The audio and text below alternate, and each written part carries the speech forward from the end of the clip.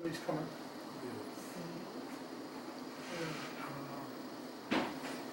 What's her name? Cynthia? Cynthia. 10, 21st. 21. Yeah. 51? Yeah, 21. Tomorrow,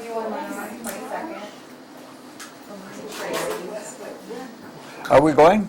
We're running here. I'm going. You got yours going? Yes. All right. We're going to spend the whole time tonight looking at horoscopes. And we're going to do it the way we did last time. And when we do this, it has to be understood that we're not doing analysis, because analysis would be very long and very deep, and it would be for a totally different kind of class than what we're doing. We're doing this for two main reasons: illustration and familiarization. And in the illustration part, we're going to try to give examples of the principles that we talked about when we talked about the when we gave the ideas behind us, when we talked first about the conjunction and the opposition.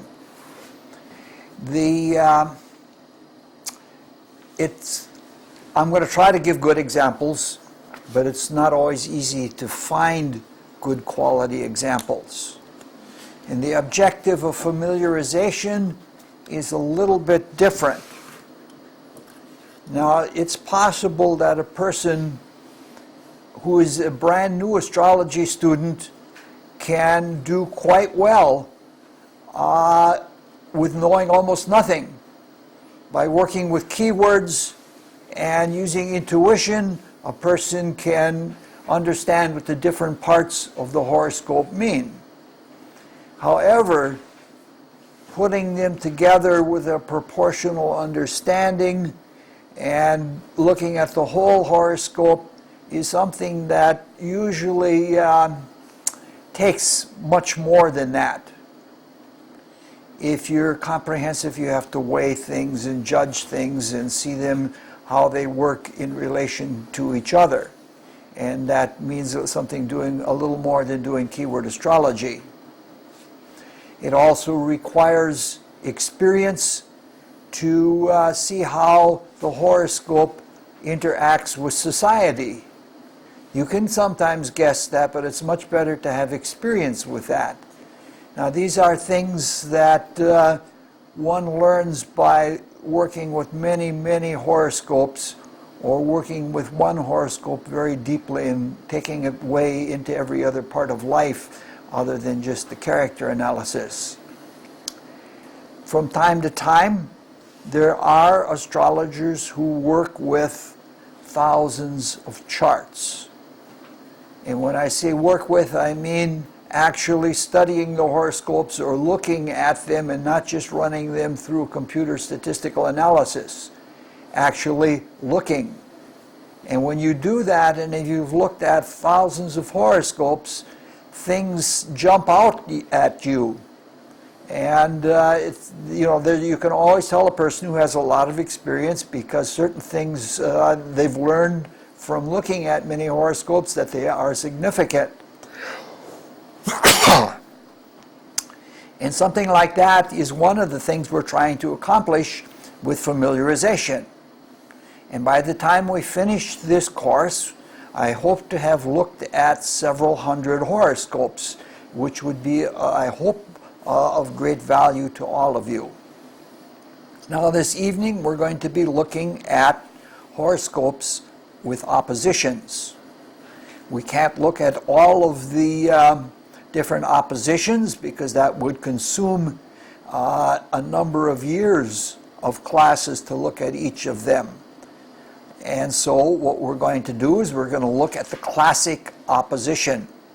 That is the opposition of Mercury and the Moon, because those two planets seem to be the co-rulers of the opposition.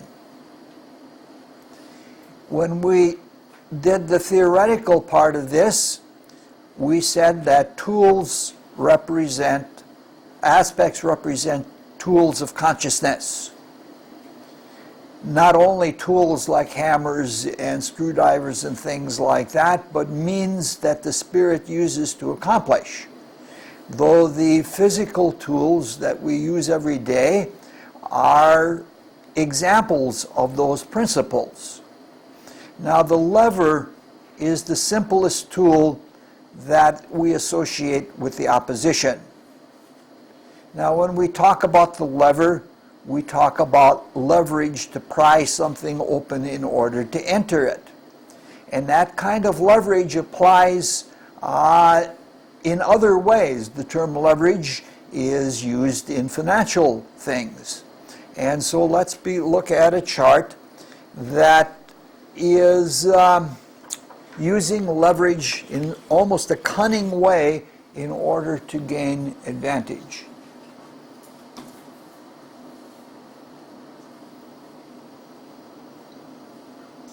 Oh, why did I use this type of horoscope for this one? This is the horoscope of Bill Gates, founder of Microsoft. And it's a good example of using a horoscope in order to gain leverage. In this case, the Mars and Mercury are conjoined, and both of them are opposite to the moon. And with Mars present in this combination, you've got pretty active planets. And you can see that here is an active mechanical leverage. It's something to directly apply energy, and not just mental energy, but energy with gusto, Mars energy, and that's what's being applied. Mars and the cardinal signs in which the opposition is located show the drive to competitiveness. This is somebody that is strongly moved by competition. Now, Uranus is in the first house, and Uranus, together with the Mars in Aries, shows someone that likes new things. And Uranus, like Aries types of people really like brand new clothing, brand new cars, nothing old-fashioned or retro. It's got to be new. Even if you use something old, it has to be used in a new way. And Uranus just likes novelty in general, especially in technical and electronic things. So you can sense that this person is sensitive to new things. Then we have the Sun in Scorpio, and it's square to Uranus. And this shows that there is ruthlessness in this character. And the thing about the ruthlessness that comes from Uranus is that it's unpredictable. But there is compensation in the whole character, because Saturn is conjoined Venus, shows him somehow to be a cold fish. If you have this type of characteristic, you have to have $1 billion. Goodbye, love. All of the planets down in the fourth house, the opposition, and the Sun as well, and Neptune, show this is a homeboy. This is somebody that likes to stay at home. And it wasn't just for ostentation that he spent $50 million to build his home. I think it took about 8 years to build a $50 million home. But he spends a lot of time there. His organization is his home. His family is his home. Now the leverage comes in the ability to act swiftly and to act decisively. And coming from the bottom of the chart, it takes a lot of energy and leverages and puts it up. It's almost like looking at the moon in this horoscope. The moon is the recipient of energy that is being leveraged upward. The opposition is considered a malefic aspect, which means it's often associated with character defect. And a lot of people would say that about Bill Gates, but he uses the defect quality, the opposition, as just another means to leverage. Like many of his operating systems, early ones, and even one of the most modern, were flawed. Now, people would look at that as a defect, but not Bill Gates. That was just another way to make money by selling upgrades. And that's the kind of leverage that he used. Now, the situation is the opposition is a seesaw. And you can't be on a seesaw alone. You go down and that's it. So you have to have something to play off against. And in this case, since his strong identity is with the 4th house, in the 10th house is where he finds his opposition. At that time, everything in computers was with IBM. So the moon in Aries to him represents the giant, or the one that he has to play himself off against. And he did that quite successfully. In fact, even IBM tried several times to unseat his monopoly with very good operating systems, probably better operating systems than MS-DOS, but never were able to do that. Looking at one last little thing in the horoscope, Jupiter and Pluto indicate somebody that likes to play Monopoly. Indicates somebody that's going to have enormous wealth and understand the power of it. But that part didn't come until later. So any new industry, it's the adaptable who can take advantage. And in this case, he took advantage, and he used leverage with the little advantage that he had to make it a big thing. That industry is no longer young now and is no longer new, and so what he did, he's struggling at this point, so the success that he had at that time is not with him anymore. Question. Yes? The fact that the moon is in Aries and it's opposite Mars, which is the home for Aries, does that make the opposition stronger or weaker? It makes the Mars quality stronger. It reflects it back to itself. All right. Now this class alternates with a class on mystical philosophy. And in that class we are currently discussing basic principles of mysticism. And in that most recent meeting we spoke of simple division by 2. And we're saying that difference, which is produced by having 2 things, even whether one is larger and one is smaller, difference is a source of knowledge. So 2 and the opposition is an aspect that makes for knowledge. The gyre for 2, which is still on the board over there, it divides the horoscope in half. So you have 2 sides, both in between the planets and among the planets themselves that are in the opposition. And we have said that the 2 co-rulers of the opposition are Mercury and the Moon, both of which have a stake in the mentality. And the mentality is our most basic way of learning things or coming to knowledge. And so we can then say, this is another way of saying that the opposition is an aspect of knowledge and of learning. That, however, with knowledge, nothing is certain. Nothing is certain with the opposition. It keeps going up and down, it keeps vibrating, it keeps going back and forth. And when there is nothing certain, and if you live completely in a world of knowledge, this is a good definition of neurosis. And so let's look at the horoscope of someone who has a severe neurosis.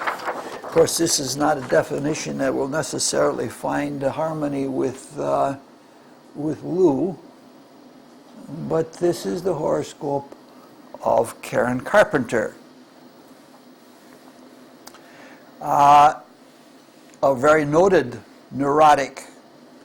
In this case, all three mental planets are in the opposition.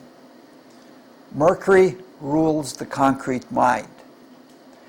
That is the ability to think, to ratiocinate. Jupiter represents the abstract mind, and that is the ability to form ideas. Mercury and Jupiter are together in this horoscope, so the concrete examples and the general universal ideas are brought together. The moon rules the instinctual mind, and it's kind of a reflexive mentality. It's associated with cunning and things that happen automatically. So all three are in the opposition, so we expect a conflicted mentality. Then we have Pluto, which is conjoined to the moon, and that really makes things difficult. Pluto-Moon aspects are usually aspects that tend toward obsessiveness. And this opposition happens between Leo and Aquarius, which are fixed signs, and that sort of redoubles the tendency to obsessiveness. Does everybody know who Karen Carpenter is?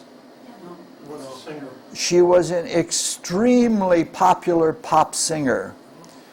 Together with her brother, they formed, who played the piano. They were known as the Carpenters. She has a lovely voice, or she had a lovely voice. It was clear, it was lilting, and there was just a happiness in her singing. Even if you didn't like that style of singing, you felt happy when you heard her sing. It's interesting that her character came into her singing in such a way that she didn't sing standards. And in pop music, people often do sing standards, but she chose songs that she made into standards, and she made them so much her own that nobody else can sing them because they sing them and everybody's hearing Karen Carpenter.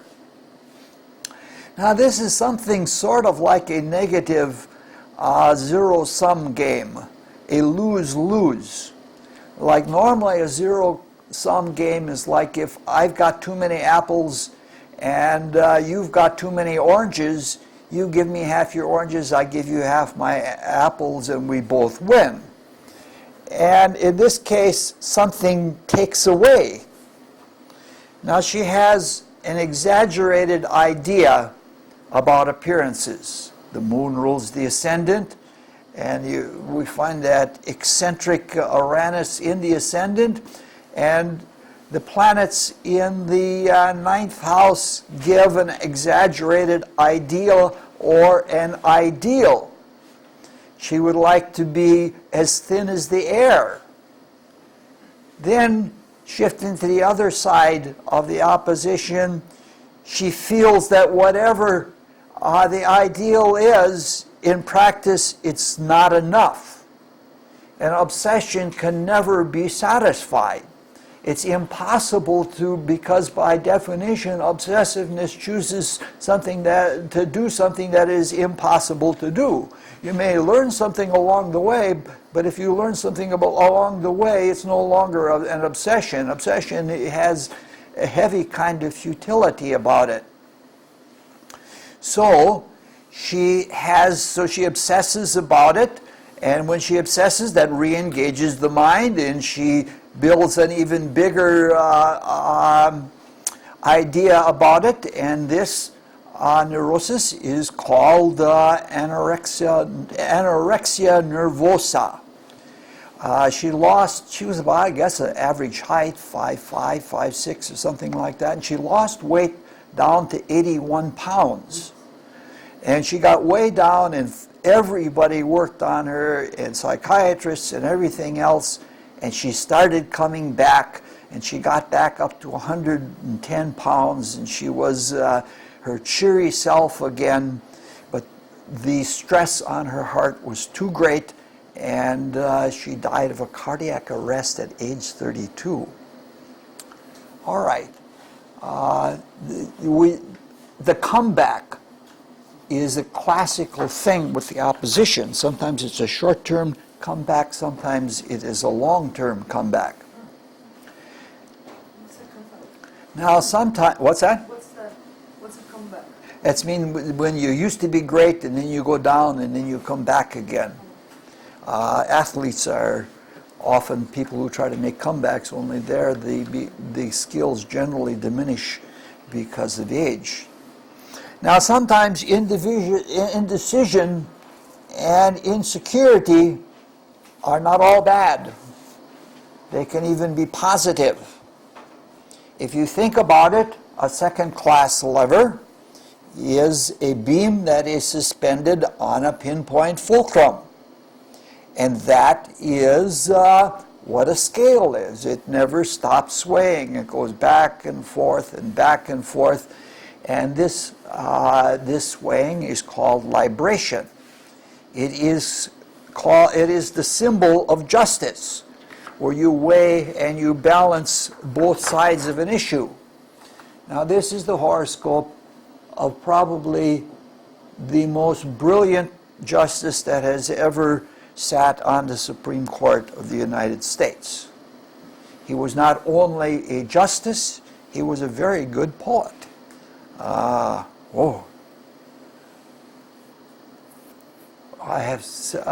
blanking on them now, but there are several lines. There's one of my favorite lines from one of his poems in which he says, "Weep not for those who bear the cross, but for those who bear the cross without the glory." This is somebody who wept for the poor.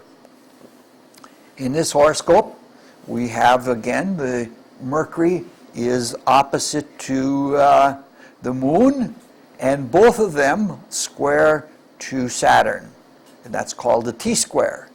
And Saturn, you might say, is the fulcrum of the balance. They go back and forth.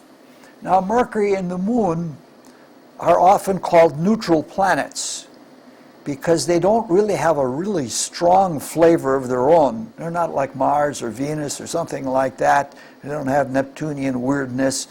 And what they often do is they magnify or reflect or carry the character of the other planets with which they're aspected.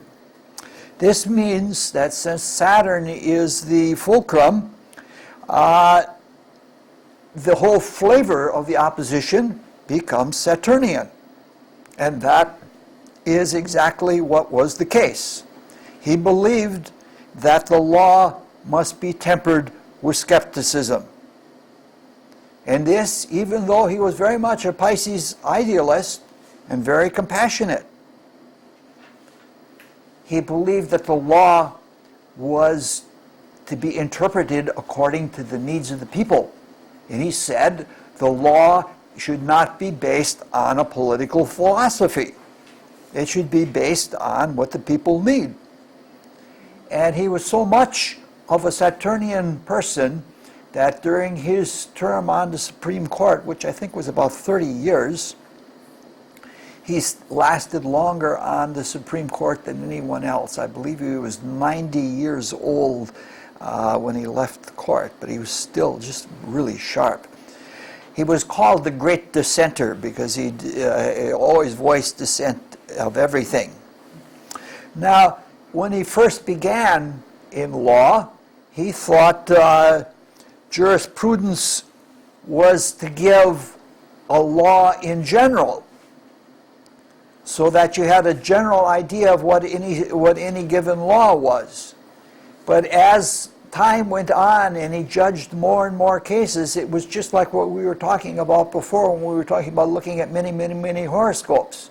That from the little bits and pieces that he got from every case that he tried, he developed an understanding of the law as an accretion or an accrual from experience, and that a society grows and it has wisdom according to and these are all things you see, the back and forth each time a new little bit of experience, and it is all brought together.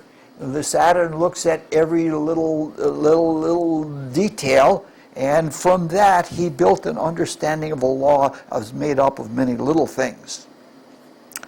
Now, even though he had this kind of belief and was slow to come to judgment, he was not a slow man. Mercury opposition Moon is fast, and even with Saturn in the mix, it's still fast. He used to sit on the bench when hearing arguments, and he would read the newspaper, or he would write poetry or something like that. And when he was called on it, every time he knew where the people who were presenting arguments before the court, he knew where they were going before they ever got it presented, and he knew more about where they were going than the attorneys themselves did. So it was that kind of a thing. But when it came time to judge, he judged long and deep.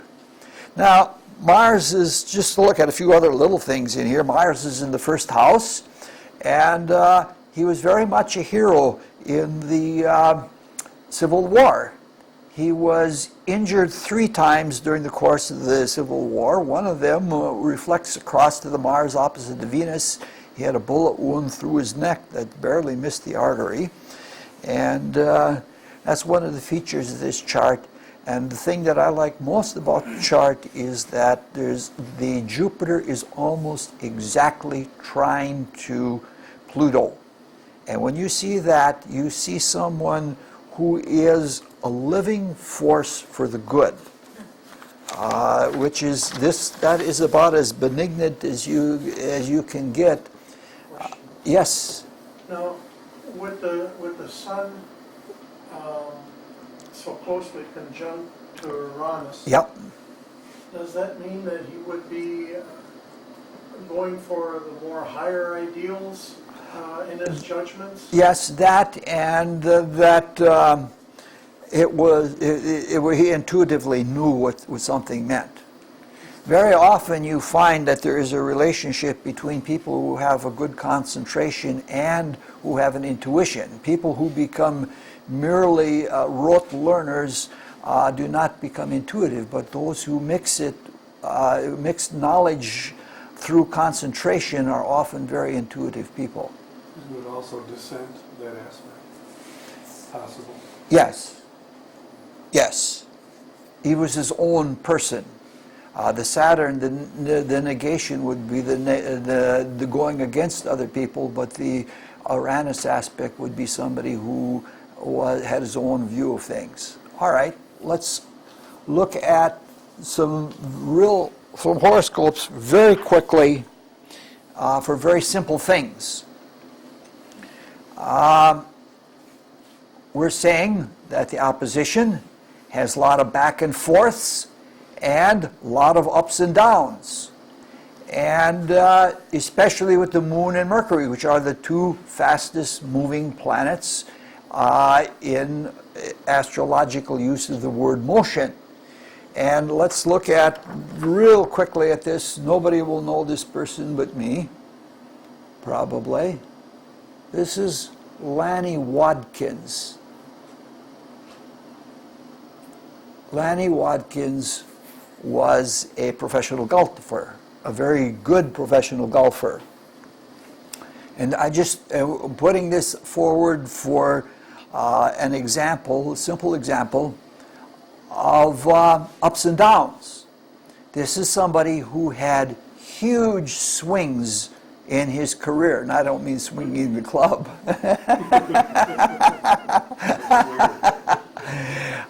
In this case, the Mercury and the Moon squared the conjunction of Saturn and Mars in the first house. And the Saturn-Mars is a mechanical aspect. the Saturn efficientizes or controls directly the energy of Mars. And it's also an aspect of frustration. And things they would get to him mentally. He could psych himself out in frustration. He tried to get mechanical perfection. If he didn't get it, that would set the libration going on the opposition, and he would have all kinds of outbursts. So the short-term fluctuations in his life depended on his control of frustration. But once he lost it, it was gone for the time being, and he'd have to resettle himself. He couldn't make a comeback during the same tournament. As life went on, his career, which began brilliantly, faded, and he was all but counted out. And then he came back with great success, and toward the end of his career, he did quite well again. This is most likely due to the fact that the opposition is sextile and trine to Pluto, which indicates that he began to apply will to control the back and forths and the ups and downs, and it takes a long time to develop will. Just so you don't see him as too much of a heavy-duty kind of guy, Venus conjoins Jupiter, so there was something happy-go-lucky in the character also. Now, when we spoke of the gyre of 2, we said that it produced a rhythm of 2, and 2-2 is march time. That is, we have 2 feet. If centipedes had marched, it would be a much different kind of time.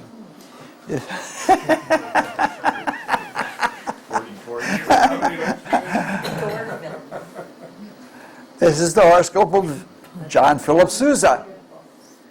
And John Philip Sousa is considered the March King. And in here we have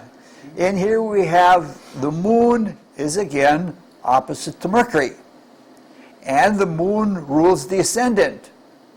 And it is in the polarizing double body sign Gemini. So it's not surprising that he would have a divided kind of consciousness and would do things in 2-2 time.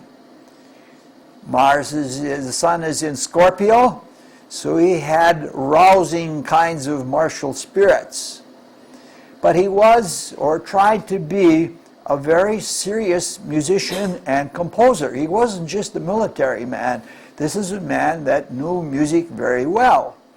And so, for example, he would try to do things like he would try to write an operetta, and he would write the operetta and he would play it for his wife, and she would say, "No, John, it's another march."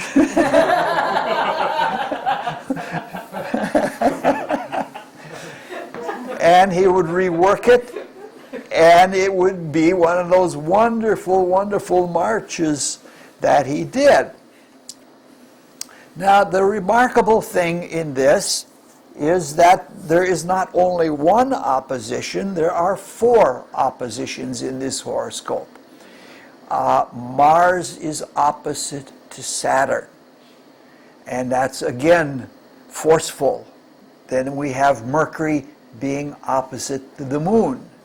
And then we have the sun very strongly opposite to Uranus, which it must have been hard for him to be a military man because he was so eccentric. I have the sun opposite Uranus, and I went to school at the time that for land-grant colleges you had to take ROTC, and I was a terrible ROTC person. But what happened was, I was in the Air Force ROTC at University of Arizona for a while, and every day when we had ROTC class, you had to march. And the person who got the highest grade on the exam got to direct the marching. And I would study the ROTC exam, and I'd get the highest grade. And everybody in there that was chicken shit, that really were gung-ho ROTC, knew I didn't give a damn about it. And there I was ordering them around. And because I didn't come under the inspection, I let my uniform get wrinkled. And the final opposition is the opposition of Venus and Pluto, which it really played all of these things. This would be a nice one to analyze, but we don't have time to do it. Mutual reception, too. Well, yes, mutual reception, and it's in a fixed sign, which means he could get a melodic line, the melodic line being indicated by Venus, and he'd never let it go. And that line would go on and on and on. If you listen to something like the King Cotton March, it's got an enormously long melodic line in there, and it's really quite something. All right, that's about all I have to say.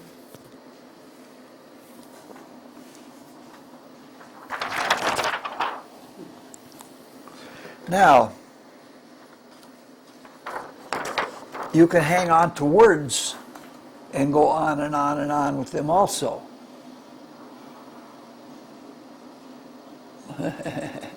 This is the horoscope of Margaret Mitchell.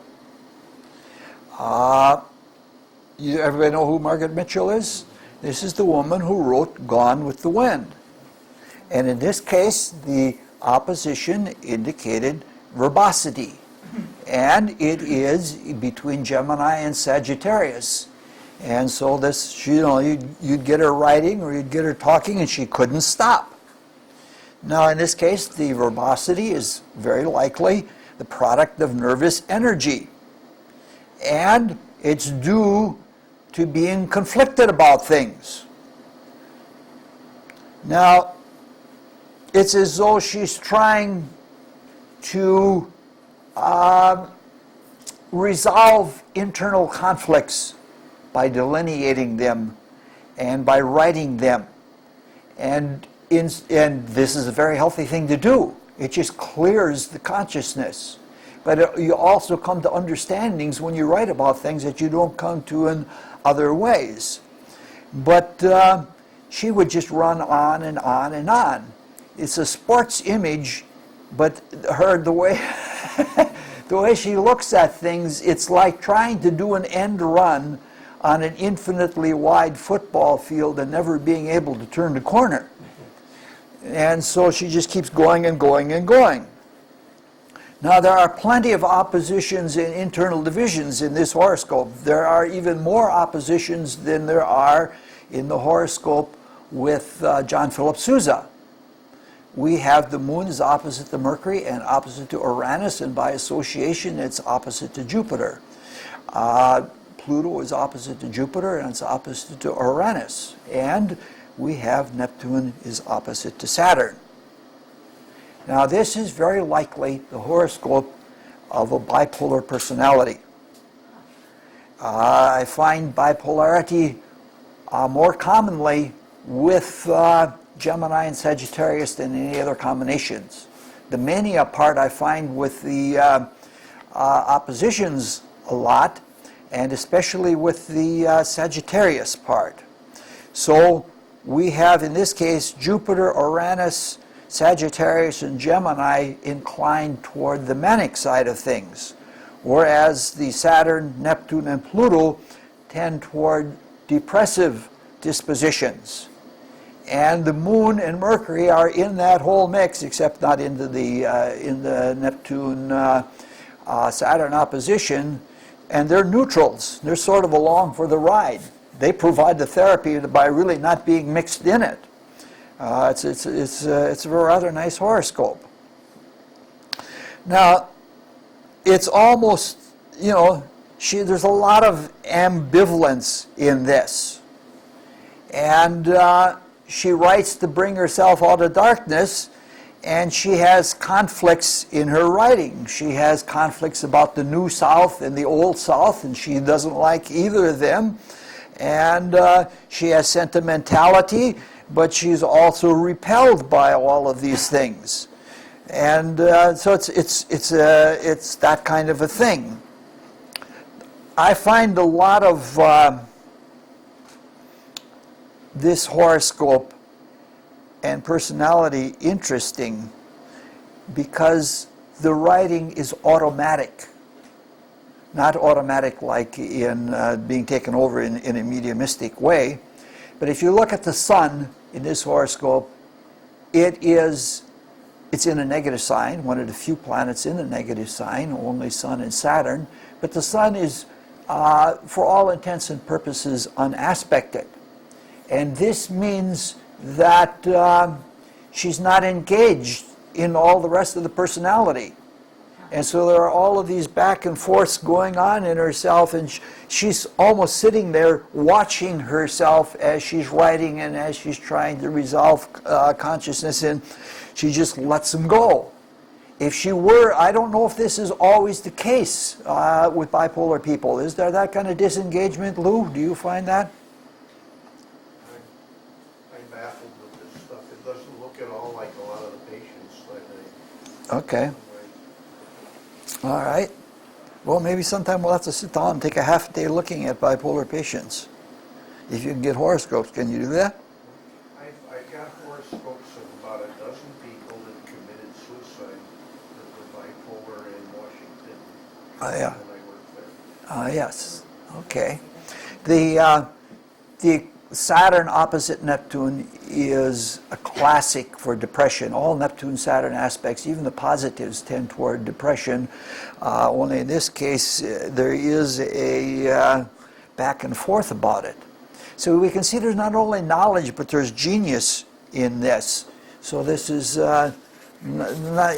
it's an interesting chart. I don't know how much she suffered from bipolarity. I don't know enough about her. Can I make a comment? Yes, sir. You say she wrote Gone with the Wind? Yep.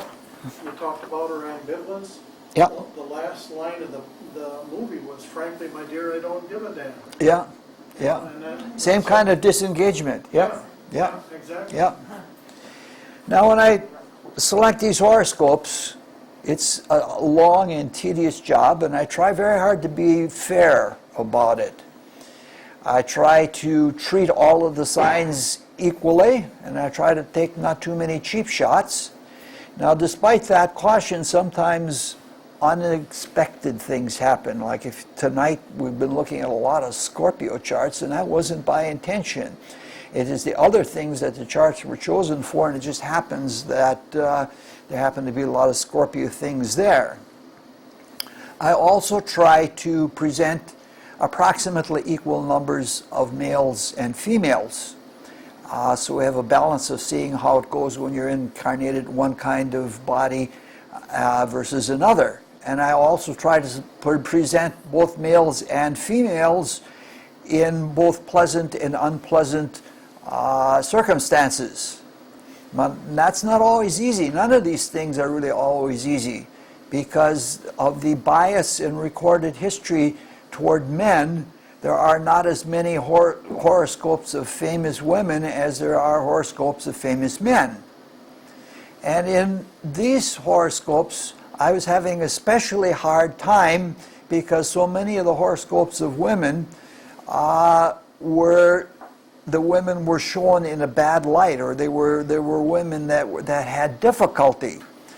And I thought about that, and after a while of thinking on it, I concluded that it is true that those who are born in female bodies are more subject to the influence of the moon and less to the influence of the sun in the same way that men are.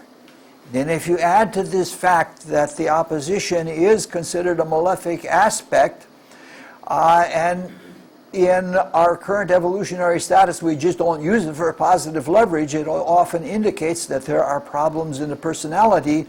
So this indicates that oppositions are likely to be harder for women, And oppositions to the moon, especially classic ones like these, are more likely to be difficult for women. And so I'm not just picking on women, and this is not a case where I'm taking cheap shots.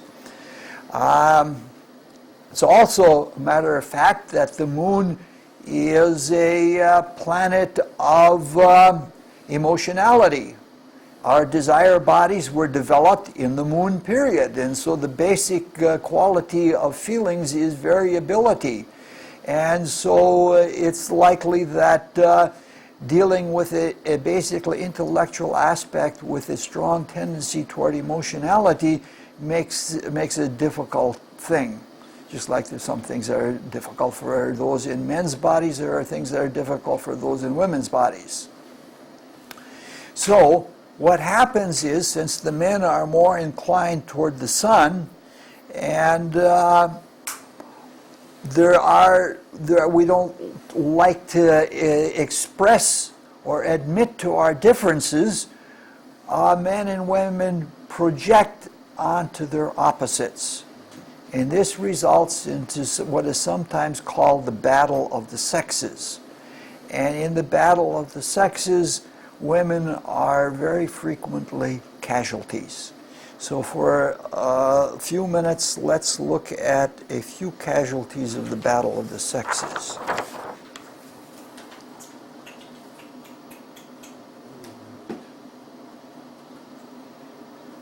This is the horoscope of someone who suffered greatly in this struggle. It's the horoscope of Judy Garland, the very famous singer with a fabulous voice. There are two oppositions in this horoscope. Both are strong and both are important. First, there is the opposition of Sun opposite Mars. Very strong. And the Sun and Mars are the two planets which represent men in horoscopes, just as Venus and the Moon represent women. Now, this seems to indicate a conflict with the inner masculine and probably the outer masculine as well. She doesn't understand men, and she gets upset by them, and she fights with them. Mars-Sun aspects in a female's chart indicate women who are not afraid to go to war with men. As often is the case with the afflictions, it gets to be a pretty tough struggle. I don't know all of the details of her life, but it would not surprise me at all to find out that she was severely manhandled. The Sun also represents self-identity, which is a general psychological problem because of the inversion. To know herself, the woman has to identify with the opposite sex, which only usually happens in the latter half of life. And it makes it very hard for those born in female bodies to come to self-identification. In her case, it's especially difficult because the Sun is deep in the 12th house, and it's so hidden that she doesn't know herself. Very often, anyone with the Sun in the 12th house is hidden to themselves.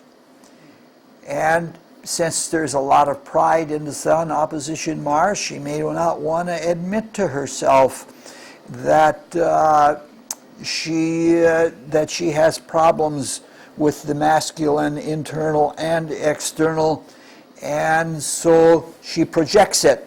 And she projects it in saying that men are her enemies, both secret and overt. And when she projects and doesn't handle things, it becomes her self-undoing. She was a huge alcoholic and drug user. Now this brings us to the Moon opposite Mercury. She seems to identify more with the Moon here because Cancer is rising. And she's more likely to identify with her feelings and emotions than with thinking. And with Mercury in Cancer, the concrete mind is overwhelmed by emotion anyway. And if we bring in the fact, again, that we have that Saturn fulcrum, Saturn being square to both of them, we have a better picture. The moon is what is called void of course, meaning that it doesn't culminate an aspect until it gets into the next sign. It's in aspects, but it doesn't culminate one till the next sign. And this is usually somebody who is wandering and has a hard time coming to a conclusion about things. And so she has a negativity about her own feelings, and she can't really deal with them. Moreover, she probably believes what she is told by men. And she probably sees, as Saturn moon people tend to do, females with Saturn moon afflictions, they tend to have negatives about their mother, and she probably sees the negatives of her mother in herself. Now, in this horoscope, we can't go into it, but there are inversions and flip-flops again and again. We don't have time to follow them. We looked a little bit at one of them when we said that she struggles with her own selfhood, and that even though in her selfhood she's basically mental, she tends to want to be emotional. So this is a struggle between the mind and the emotions. Now, even though she's basically mental and favors emotion, she doesn't trust her mind because Saturn is square to Mercury and she has doubts about her own self. And so she hides her negative thoughts in her emotions, and she has secretive behavior. Obviously, in this case, the Mercury-Saturn part of this going back and forth is that she's in denial. And she lies to herself and says, I'm not an alcoholic. I know what alcoholics are like, and I'm not like them. So both of the oppositions are in T-squares, so there's not a lot of hope for this person. And the person never really did take to heart the difficulty of her situation. And as a consequence, there was not a lot of hope. Saturn is also square to Pluto, and that's as dark a pessimism as you can get, and you can see that this is somebody that could sink into doldrums, hard doldrums. So this is somebody who goes back and forth and gets nowhere, has come back after come back, and gets nowhere. She sang beautifully, but probably the soul in her singing was probably due to all of the suffering that she had done. There's many more inversions that we could go into, but we'd have to analyze to do that. Now, it is against the law in the state of Wisconsin and generally in the United States for somebody who is not an MD to diagnose. We can study astrodiagnosis to get at the origin of a disease or condition, but it is only very superficially that we are looking. And we can't even do superficial astrological diagnosis in what we're doing very quickly. However, I want to talk a little bit about a medical condition, but unfortunately it is a condition that has all sorts of twists and turns, just as the Judy Garland chart did. This is a chart that everybody knows. M-I-C-K-E-Y-M-O-U-S-E.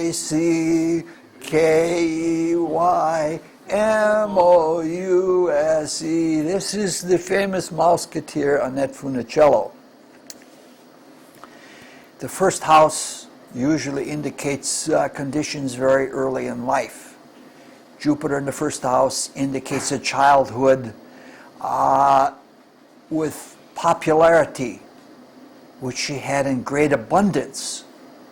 But both Jupiter and Cancer, in which it is located, are protectors.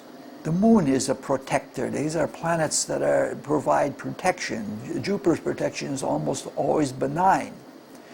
In this case, Jupiter is in a three-way square with the Mars, Venus, and the Sun. So there is as much stress in the form of pleasantry and protection as there are happy things happening. Jupiter aspects are such they can be killing you and you still feel good.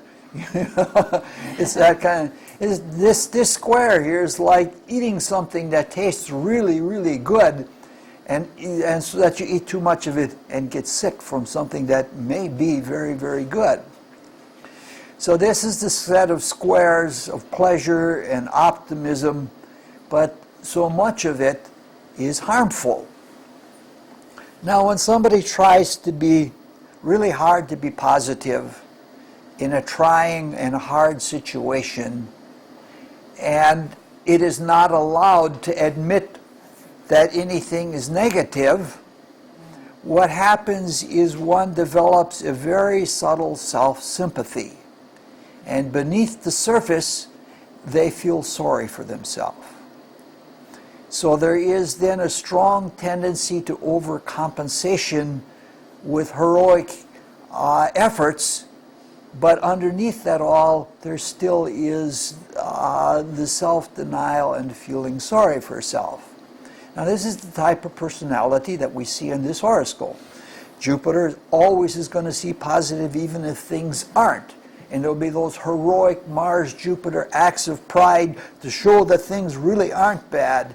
And there will be happiness even if it is a false kind of happiness from Mercury square Jupiter, Venus square Jupiter, and the Sun square Jupiter is like a false kind of optimism that says, buy everybody in a house a drink on me or something like that, and it's usually an insecure person.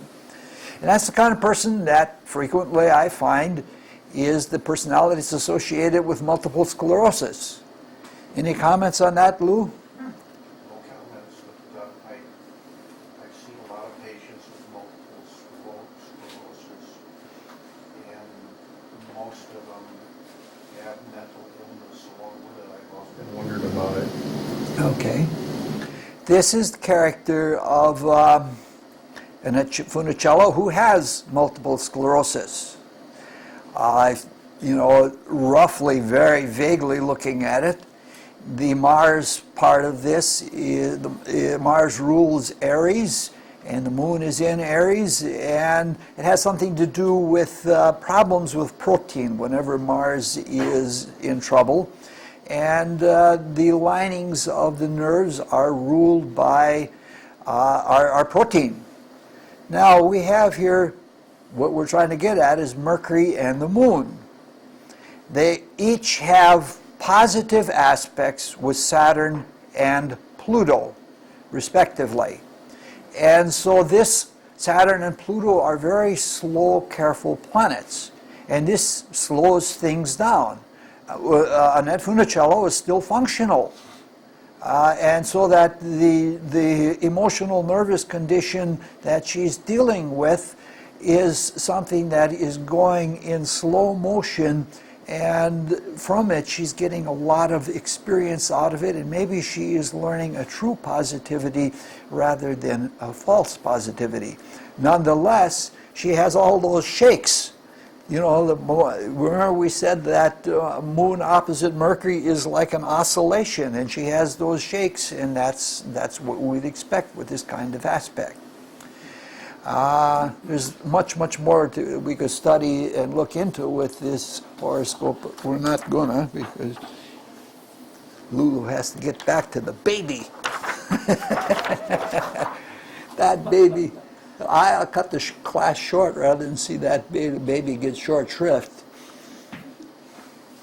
This is a horoscope of another tragic Moon-Mercury woman, Tina Turner. It's another horoscope of a woman who had trouble with men. Her husband, Ike, Mars in the 5th house. Her husband, Ike, used to beat her every day for 15 years of her marriage, until she finally got up the courage and left it. And Mars is square to the opposition of Venus and the Moon. The Sun is also in the complex, and so there is a huge big T-square of Sun, Mercury, Moon, and Mars, Mars being the outside planet. Saturn is not involved in this complex. So this is not a matter of being negative about herself. Neptune is not involved either, so this is not delusional. She's not necessarily fighting men, so it is not the same thing that we saw with Judy Garland. She seems to be, with the Sun and Mercury in the 4th house, not completely conscious of herself.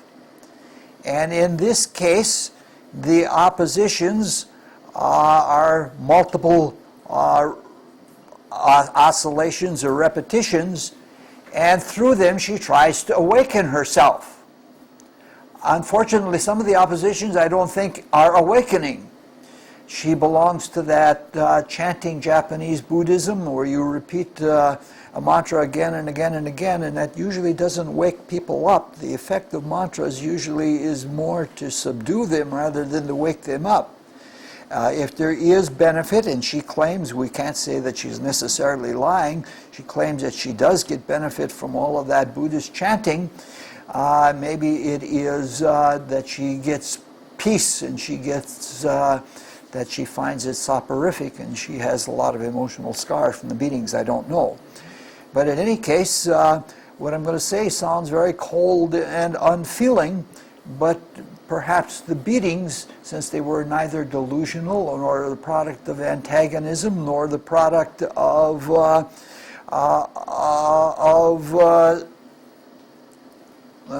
don't know how to say it. I'll just pass on that. They were to waken her up.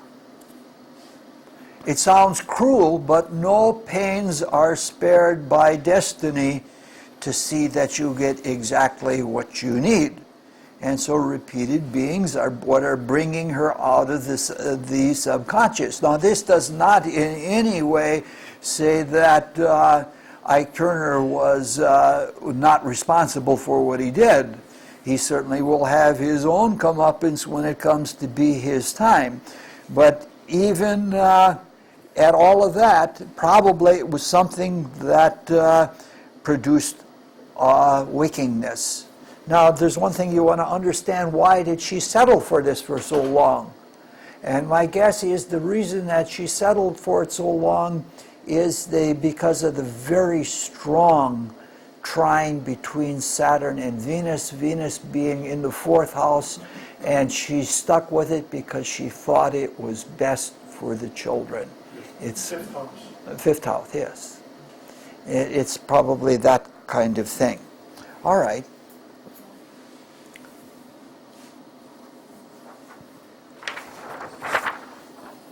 We're coming down to the end.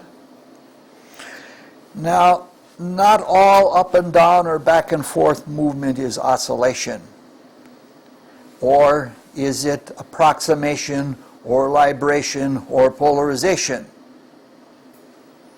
To some, the moon opposite Venus, a moon opposite Mercury, means an oscillation that is so fast that it approaches permanence. Physicists tell us that the world that we consider very solid and very stable is actually comprised of many atoms that are so abuzz that they seem solid. That if you could do ultra slow motion like in Speedy Gonzales cartoons, you could see that it isn't solid, that they are really vibrations. So another approach of the moon,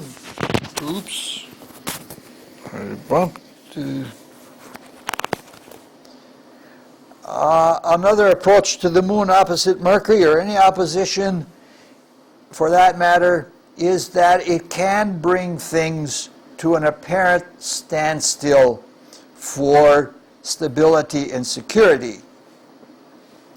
So there's some that seek security in something that is like a solid, not something that's moving. They're looking for linear movement. They want efficiency. Thus, the opposition, which is a line or a pole or a lever, becomes a medium of transport for energy. If there must be bipolar activity, it has to be controlled and it has to do something. This is a very, very... Oops. This is the horoscope of Henry Ford, who was fascinated with the transference of energy, especially the transference of energy in a back and forth reciprocal engine. He studied engines and studied and studied. He was a master mechanic. And he was interested in mastering not just to control the energy, though there is some of that there, in some of that in the horoscope. He was interested in mastering the energy mentally, not just mechanically, but mentally. So this is why he studied so much. Gemini rules polarization, the opposition rules polarization, and those are the principles that are behind the reciprocal engine. In fact, Saturn, Uranus, and Gemini, I believe, were responsible for the very beginning of the reciprocal engine. It would be concentration or pressuring things, explosion, and those are the things that drive it. In this case, we find the Sun in Leo. And Leo wants to be the whole show. It wants to be self-controlled, it wants to be self-contained, and it wants to, for Henry Ford, be self-propelled. For the first half of his life, he was big on the idea of a vehicle that was self-contained and that you didn't have to haul all kinds of wood around. Just a little bit of gas is what he eventually ended up with. So he wanted the whole show, and he wanted an automobile. That is a self-motion. And that's what all of his work was about. This is one of the horoscopes that we're going to come back to in the course of this. In this course, we're going to come back to at least one more time, and maybe twice more. The Sun accompanies Mercury in the opposition to the Moon. But the thing that distinguishes this horoscope from the earlier horoscopes is that the Sun, Mercury opposite the Moon is part of a sextile trine rectile. Rectangle.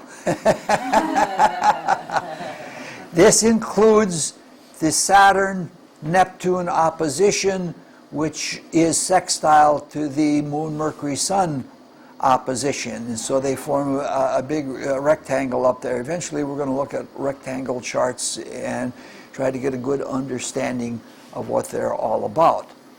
The fact that they're all bound together in that squared up pattern indicates that this is a very stable pattern. There are a lot of oppositions, but each opposition is countered by a sextile and a trine, which means that there's a lot of resolution, and the resolution is all locked together so that everything is in control. This is something, a horoscope of somebody who wants a lot of control. The Neptune aspects, the positive ones, especially the Neptune-Mercury, indicate genius. The Neptune-Moon things indicate imagination. The Neptune, Mercury, and Sun are in mystery houses, and he had an active interest in occultism. He practiced it along with several of his friends. Thomas Edison, who was a Mazdaznan and studied Ahura Mazda and Ahriman from Persian mythology. In fact, the original name for the light bulb was the Mazda lamp, named after Ahura Mazda. Sebring was another friend. He was the man who founded Goodyear Tires. Goodyear never was successful at making the tire, but Sebring named the company after him anyway, sentimentally. And I believe Sebring was a theosophist. because if you went to Akron, Ohio, you could find all kinds of great theosophical treasure books there. I had a friend who made a mint doing that because there were occult libraries there. The Saturn side of the rectangle indicates control. And what we're looking at here is somebody who wants a lot of control. The double sextile forming a trine between Uranus, Mars, and Jupiter is where the electrified explosion and expansion comes in. So he was a natural for that. The sextiles to Saturn, of Saturn to Mercury and the Sun are where the efficiency enters in. Everything has to be efficient. Even the trine to the Moon in the 6th house has to be efficient for the assembly consciousness. Virgo is rising, so this is somebody who values thought much more than emotion. So this aspect becomes a mental aspect more than an emotional aspect.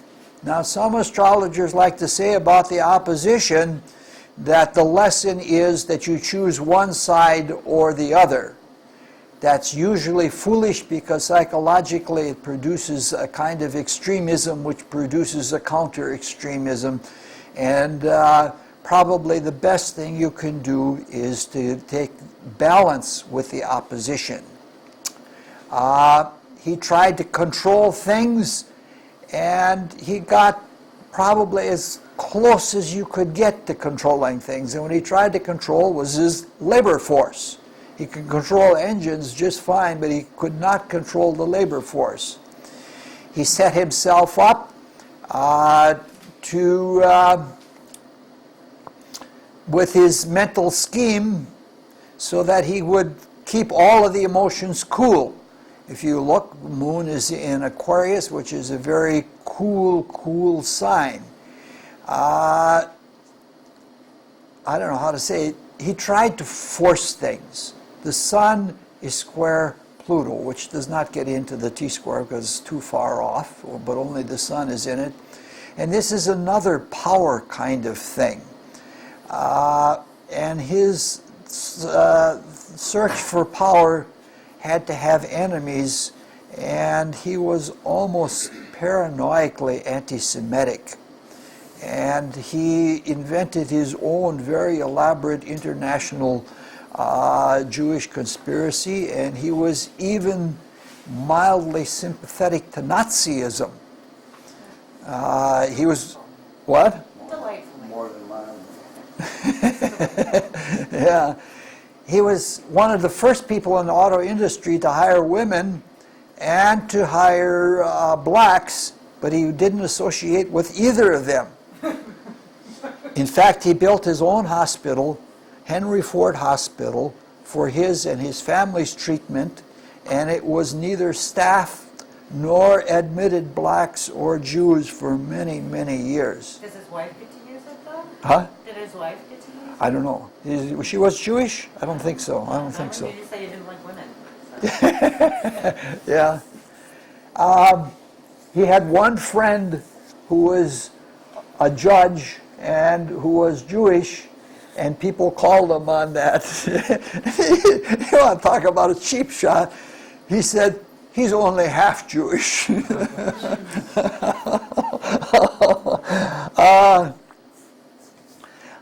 It was these strict tendencies in his character that led to other problems. We're going to visit the horoscope at another time for certain, and we'll go into it more then.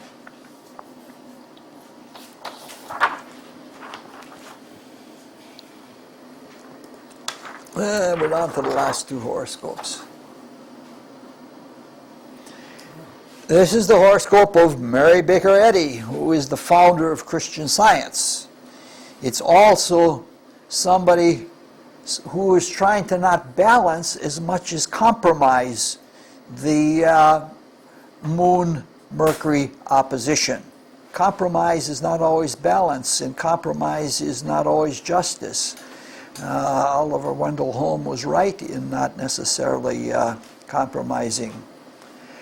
Uranus and Neptune are in the first house, which indicate an extreme spiritual sensitivity.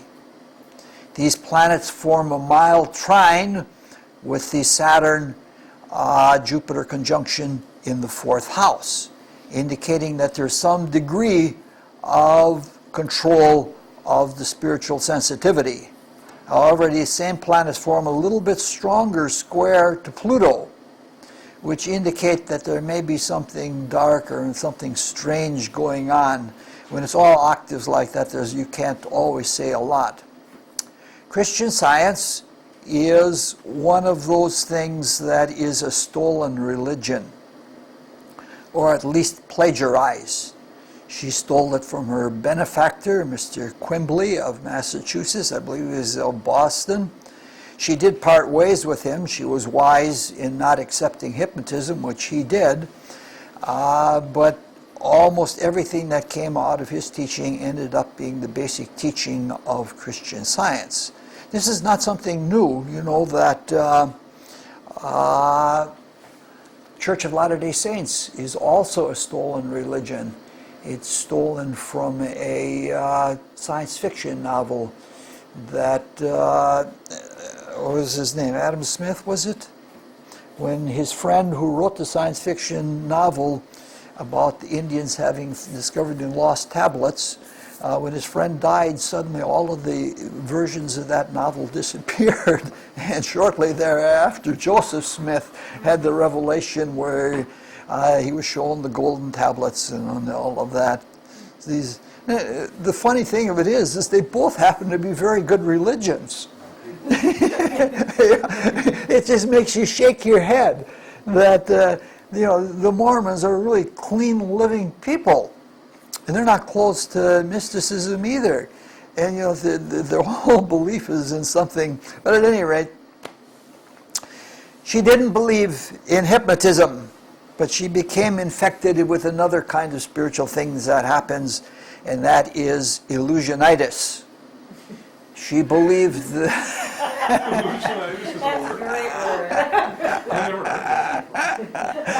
she believed that everything in the dense physical world was illusion.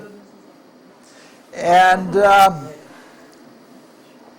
one extreme begets another when you have this opposition kind of consciousness. And this is the opposition. Mercury is in the house of invisible things, whereas the moon is in the house of the 2nd house, which is obvious things right in front of your nose, things.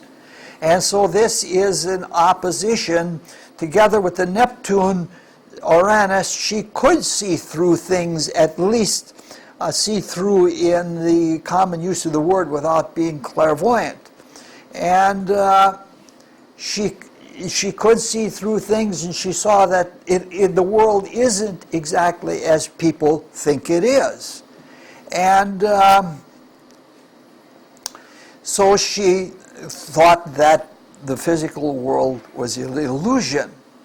And because of her identity, her sun is in Cancer, it's tied up with the emotions, and the sun is square to Saturn and Jupiter. Saturn being stronger, there was something of a self-dislike and self-hatred or something of that nature, and probably toward her father because the conjunction is down in the 4th house.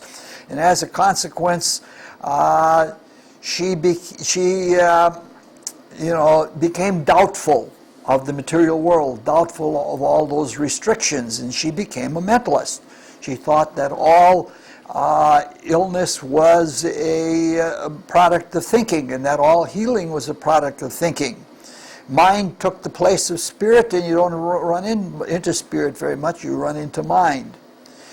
All right, but this is the choice. This is a case, this horoscope is offered as a case of one person choosing one end over the other end. Like Henry Ford, she chose the Mercury end over the lunar end. Whereas probably Judy Garland probably took the... This is a different. When there's libration or oscillation, the best way to treat the opposition is balance. If you have balance in your horoscope between opposite planets, you can draw a tremendous amount out of them. And to have balance, you have to be centered, because when you're at the center of the balance, it takes just a little movement at all to produce great change. So let's look at balance. Compromise, in a positive sense, is a form of balance. Negotiation to find common ground is a form of balance. This is the horoscope of a Nobel Prize winner, along with Anwar Sadat. This is Menachem Begin. The only truce that has ever been between Jews and Arabs was brought about through these two people. So this is somebody where the moon opposite Mercury is in fixed signs, which indicates stability. So this is makes it a little bit easier to balance. Beside the opposition of Mercury and the moon, there's an opposition between Jupiter and Venus. And this probably worked for the good also, because Jupiter-Venus things tend to be overly optimistic, and overly optimistic in a back and forth negotiation turns out to be a positive thing. A person has to believe that they're getting something positive, that they're getting something out of the negotiation, because if both sides feel they're getting screwed or that they're losing something, the negotiation will never be successful. But if both sides feel they're getting something out of it, you know, like remember the Reykjavik blew Reagan's mind, how much they were willing to sacrifice and give up in the opposition, and it ended a very fierce arms race. You know, so that's what this is. In this case, the Mars conjunct Saturn trines the oppositions, and this shows a stability, and it shows that there is something of a destiny or some kind of power working from behind the scenes, and both people, whether were working from a position of strength and not from a position of weakness when they're refortified by the sextiles and trines. That's as much as I have. Yeah. Next time we go back to theory again, and next time it's going to be more like a geometry class than it is going to be like an astrology class, because we're going to talk about triangles of construction.